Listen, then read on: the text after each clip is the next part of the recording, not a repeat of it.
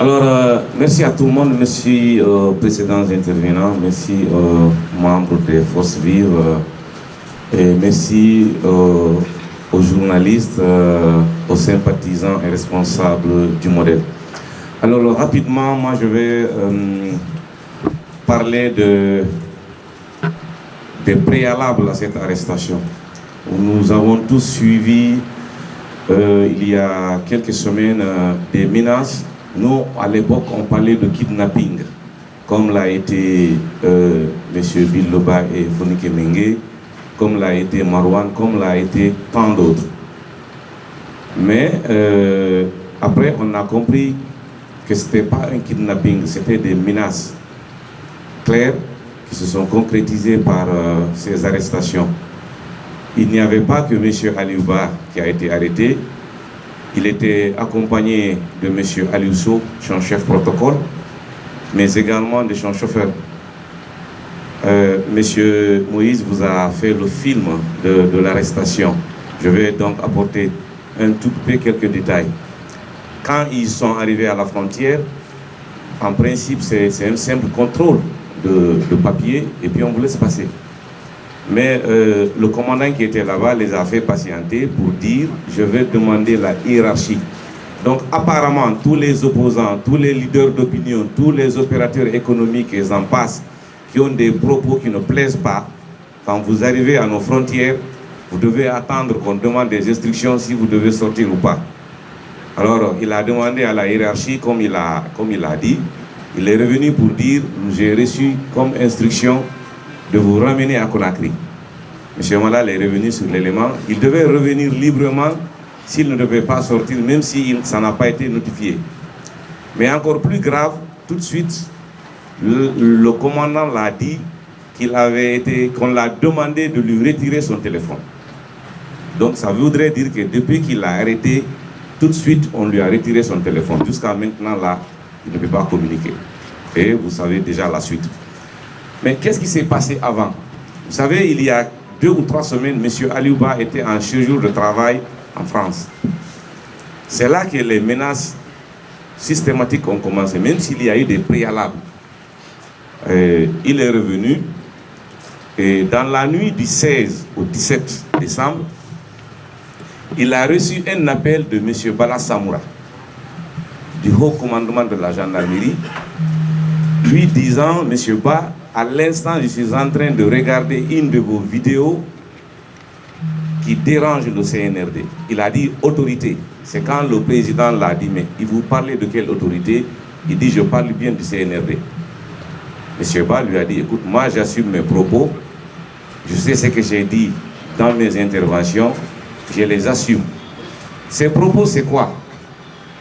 À l'Assemblée générale du 14 décembre, ici au siège, M. Ba a lancé un appel aux religieux en leur demandant de parler aux autorités, de leur dire d'arrêter les kidnappings, de leur dire de libérer les personnes arrêtées.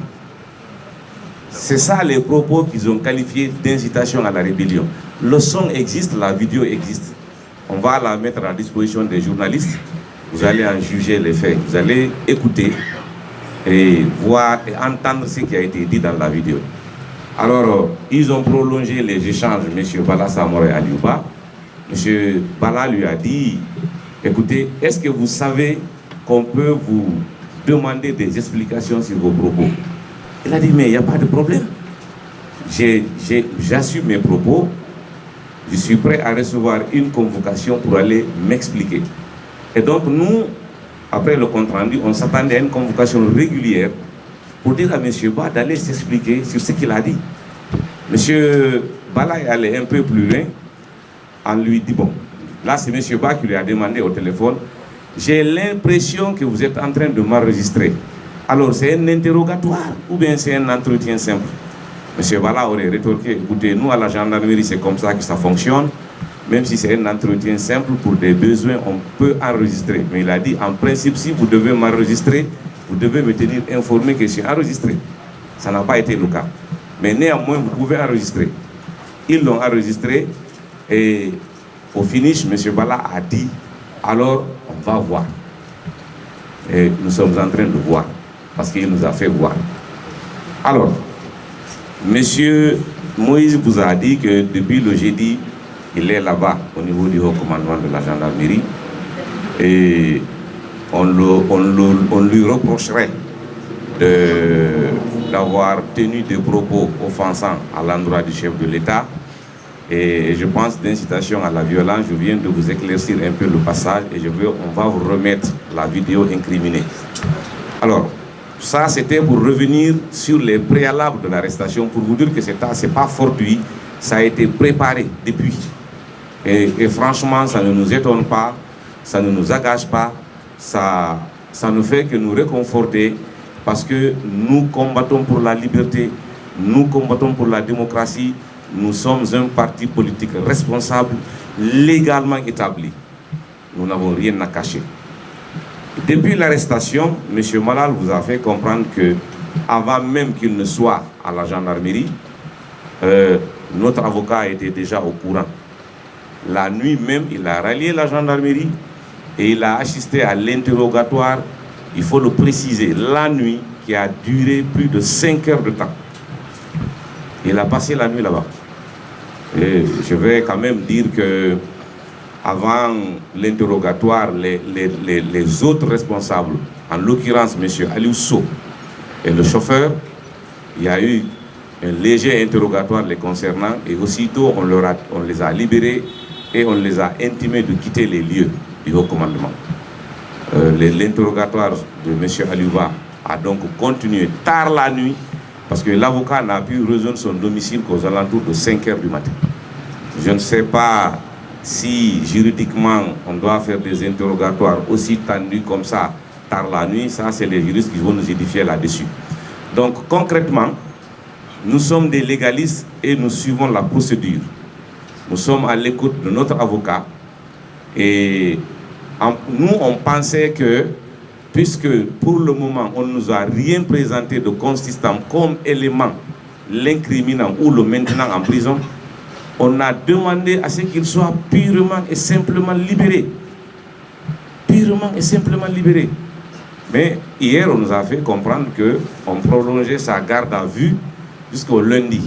Parce qu'il semblerait en Guinée, c'est devenu une formule. Si vous avez la malchance, qu'on vous interpelle un vendredi, ne vous faites pas d'illusions, vous resterez là-bas jusqu'au lundi parce qu'on vous dit, bon, il y a ça, les magistrats ne viennent pas. C'est un peu compliqué, c'est un pays qui fonctionne un peu spécifiquement.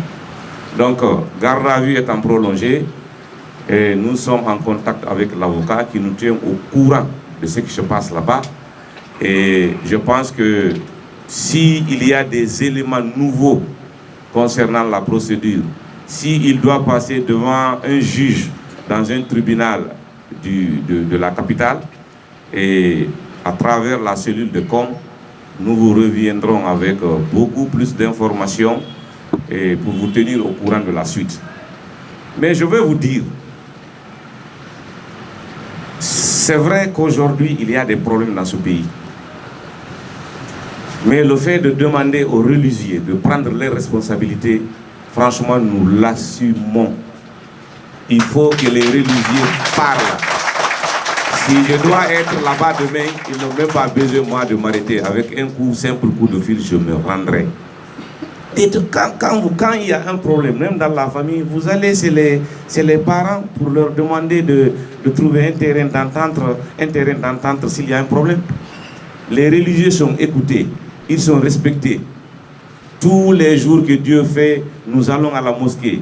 Les gens, il y en a qui vont à l'église. Quand vous demandez à des choses comme ça, d'interpeller, de leur demander de respecter leur engagement.